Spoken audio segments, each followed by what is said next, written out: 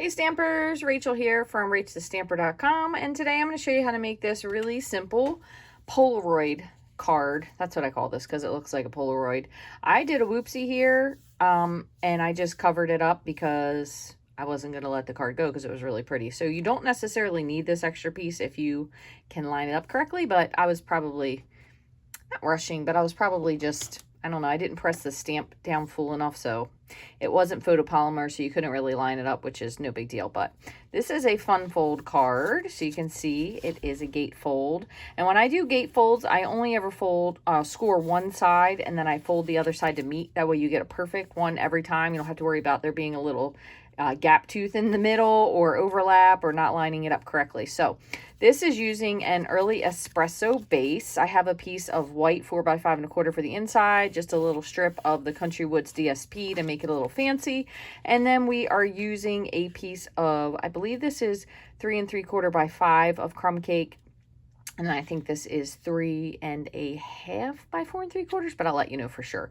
You are going to need to create a mask for this, and I am just reusing the same mask that we used for all of our cards. So what I did, and I'll show you exactly, is I cut a piece of cardstock. This is in white, and I cut it exactly to the size of this layer. So what you're going to do is you're going to put the layer down, then you're going to put this on top of it. That way there's no gaps. So this measures, let me pull these little pieces off. Let's see what we got here.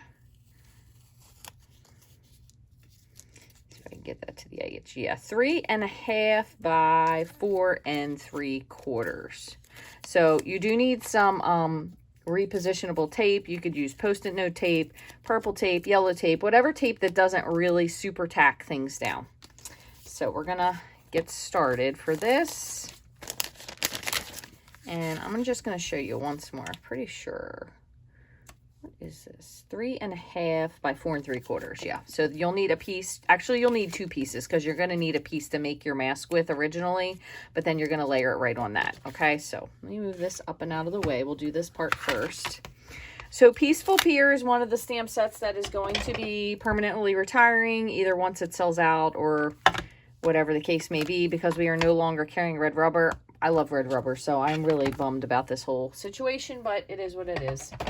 So just put this on a block, and then you could always use something different if you didn't want to use the Thinking of You today. Actually, I'm going to use my Misty for that, so we'll put that on the side.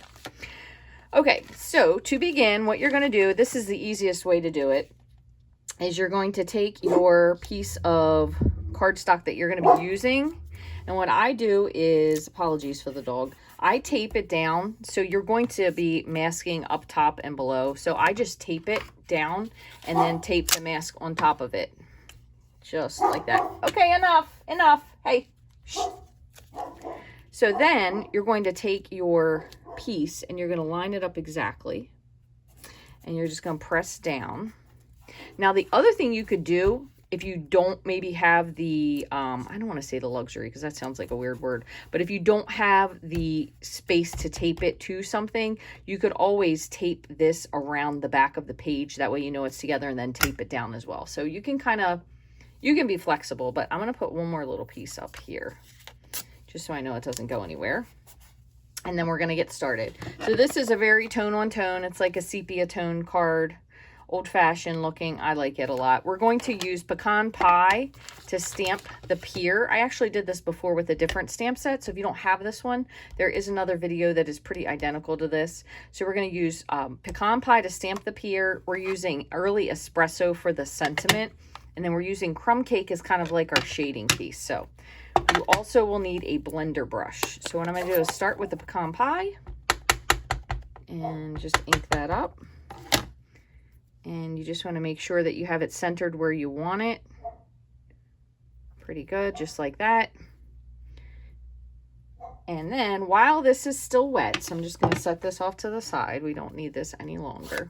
While this is still wet, you're going to take your blending brush and just blend whatever is still there.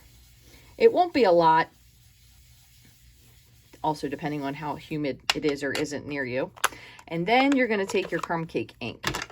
Now, you don't want to be super heavy-handed with this, so I always say when you're doing this to keep like your pinky out, or don't have a super tough grip on it, because you'll end up with those marks that really look brush-like. So what you kind of try to do is start off and then just go around like so.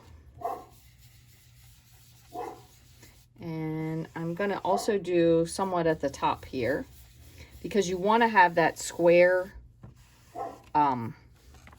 picture frame. So it's meant to look like a Polaroid picture. And kind of is up to you, up to your discretion of what you think it would look like. Another fun thing to do with this, if you were looking for something else to do, would be to stamp this in a very, very light, either basic beige, or you could use crumb cake. And then you could do no line watercoloring with this, which would be really pretty, because you could do the pier, and you could do so I would say this would be like sand, maybe necessarily. You could fill in the reeds, do the water. That would be really pretty. Now, before you completely settle yourself with what you did, the other thing you could do is you can always lift it up and you can see, does it look like it has enough or not, which I like it. So I'm going to leave it like that. And I will just keep using this mask over and over again. You could also do this if you wanted to with black and white. So you would just stamp this with black, a really heavy black ink. Now I would say I would not use the blender brush on that, because it definitely will probably smear it. And then you could use gray granite or smoky slate to kind of finish it. So that's a cool idea there. So I'm going to move this over, move these up here. And now I'm going to grab my Misty, and we're going to just use this to basically eliminate the fact of using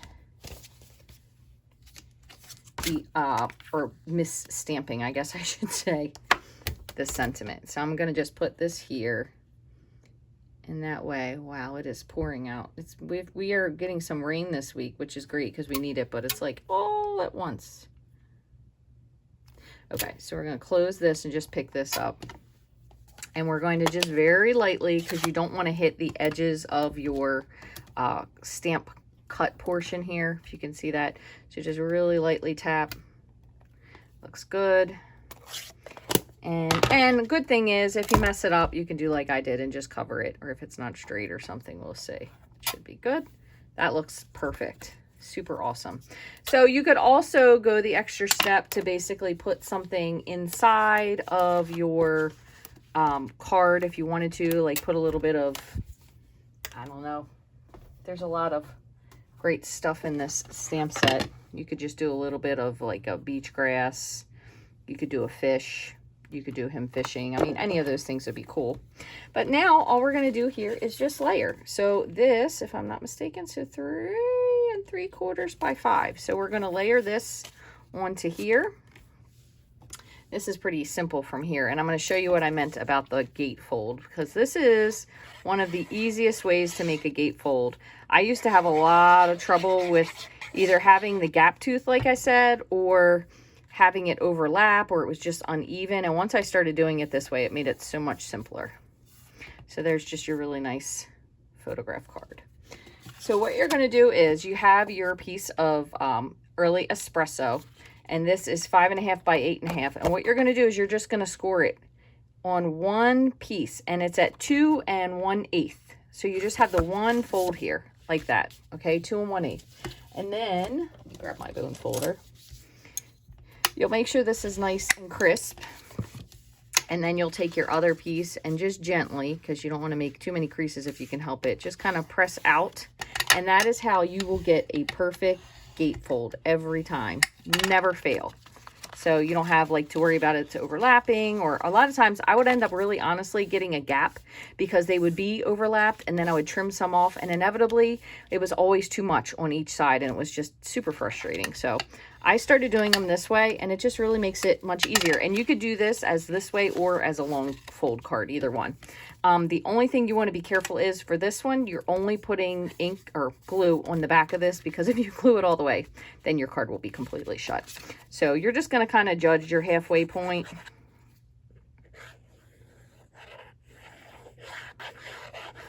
Just like so.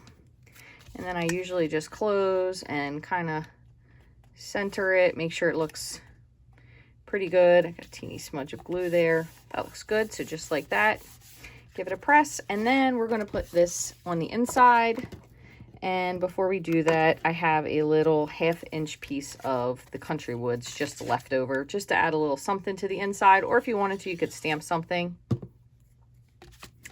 So you just take your piece, just a 1/2-inch strip, line it to the edge. A lot of times I'll put it on the front and then just make sure I don't see anything on the back. Give it a little press, add a little bit more, and glue this down. And that is it. So that's why I said you could also do this for a black and white card, which would be equally as cute, because you would just do it on, you would do black paper, and then you could either use, I probably would use smoky slate because it's a little bit darker, smoky slate, and then a white layer, stamp everything in black, and then use either a combination. Gray granite is kind of a nice shading color that would give you the black and white feel without it being too dark. I feel like smoky slate would be just a little bit too dark. So this is a nice color to be able to pop on there that will really make it look nice. So if you wanted to do a black and white version, another thing you could do is you could also do a full color version. So if you wanted to stamp this, again, a cool thing would be if you stamp this in basic beige, and then you could do no line watercoloring to color this in, either with the watercolor pencils and then use the blender brush, or you could use the ink refills and just use a really, really lightly wet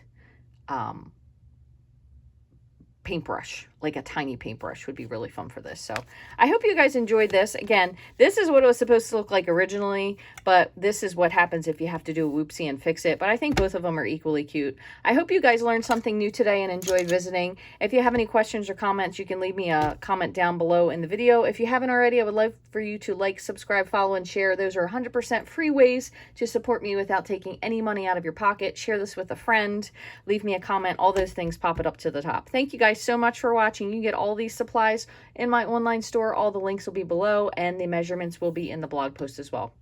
Hope you have an awesome rest of your day.